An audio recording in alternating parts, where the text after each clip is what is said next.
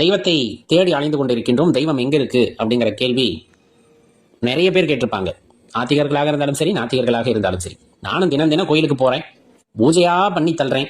ஆனா ஒரு நாள் கூட தெய்வ சக்தியை உணர்ந்ததில்ல, தெய்வத்தை பார்த்ததில்லை. நாத்திகர்கள் எப்போதுமே பார்த்தாலும் பார்க்காட்டியும் எங்க எங்கன்னு கேட்டுக்கிட்டே துரத்திக்கிட்டே இருப்பாங்க. ரெண்டு பேருக்குமே உரிய ஒரு விஷயம் அப்படின்னு பார்த்தோம்னா, கேட்டுக்கொண்டுதான் இருப்பார்களே தவிர அதை உணர முயற்சி செய்வது இல்லை அப்படிங்கிறத தெரிஞ்சுக்கணும். இறைவனை தேடி அலைய முடியுமா அப்படின்னு கேட்டா, தேடி அலையலாம். யாராச்சும் பார்த்துருக்காங்களா? தேடி அலைஞ்சவங்க பார்த்ததில்லை, தேடி அலைந்தவர்கள் பார்த்ததில்லை. தெளிவா புரிஞ்சுக்குங்க. ஏன்னா இப்ப நம்மளோட கோட்பாடுகளே பார்த்தா உருவ வழிபாடு, அருவ வழிபாடு, அருவுருவ வழிபாடு அப்படின்னு சொல்லிட்டு நிறைய வழிபாடுகள் இருக்கும். ஒவ்வொருத்தரும் ஒவ்வொரு விதமா தேடிக்கொண்டே இருப்பார்கள், ஓடிக்கிட்டே இருப்பாங்க. சொல்லப்போனா தேடி ஓடிக்கிட்டே இருப்பாங்க.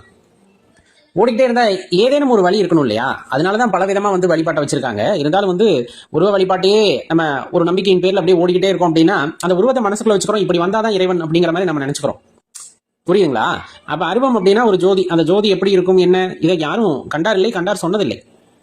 ஆனா நமக்குள்ள இப்படி நம்ம அகக்கண்ணில் காட்சி அளித்தால்தான் அது இறைவன் அப்படிங்கிறத பதிய வச்சுக்கிறோம். அருவருவம்னா நமக்கு தெரியும், சிவத்திருமேனி அப்படின்னு சொல்லக்கூடிய லிங்க வடிவம் அப்படிங்கிறது. அப்ப இப்படித்தான் அப்படிங்கறதெல்லாம் நாமே உருவகிச்சுக்கிட்டு, உண்மையா சொல்ல போனா இறைவன் இப்படி வந்தா தான் இறைவன் அப்படிங்கிற மாதிரி நம்ம நினைச்சுக்கிறோம் இல்லையா? அதனாலே நம்ம இறைவனை காண முடிவதும் இல்லை, உணர முடிவதும் இல்லை. ஏன்னா அது அற்புத சக்தி.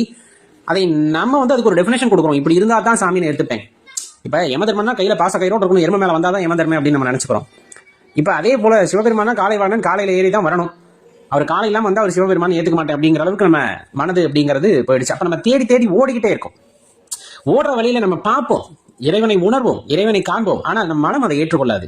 ஏன்னா நான் ஒரு உருவத்தை வச்சுட்டேன், நான் ஒரு அருவமா எதிர்பார்க்கிறேன், நான் இப்படி எதிர்பார்க்கிறேன், அப்படி இருந்தா தான் அப்படிங்கும் போது கண்டிப்பா நம்மளால இறையாற்றலை உணரவும் முடியாது, இறையாற்றலை பார்க்க முடியாது. சரி, வேற என்ன பண்ணலாம்? ஒரு உதாரணத்துக்கு அடியேன் ஒரு விஷயத்த சொல்றேன். இது நிறைய ஞானியர்கள் சொன்னதுதான். நிறைய பட்டாம்பூச்சி இருக்க இடத்துல ஓடி போய் ஏதாச்சும் ஒரு பட்டாம்பூச்சியை பிடிக்கிறதுக்கு முயற்சி பண்ண பாருங்க, ஒன்னும் கூட கையில அகப்படாது. நீங்க பிடிக்க போனீங்கன்னா டக்குன்னு அமைதியா உட்காந்து பிடிக்க போனீங்கன்னா சட்டுன்னு போயிடும். அப்படியே குடுக்குன்னு ஓடிட்டே இருக்கும். அப்ப நம்ம தேடி தேடி அலைஞ்சிட்டு இருக்கோம், ஒண்ணுமே அகப்படாது.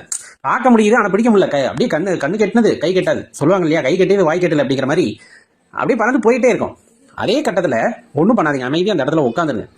1 மணி நேரம் 2 மணி நேரம் அசைவு இல்லாம உட்காந்துருங்க. கண்டிப்பா ஒரு பட்டாம்பூச்சியா மேல உட்காந்து மெயினா சிட்டுக்குருவி சேனலை லைக் பண்ணுங்க, கமெண்ட் பண்ணுங்க, ஷேர் பண்ணுங்க. தொடர்ந்து ஆர்வம் தந்துட்டே இருங்க. நன்றி.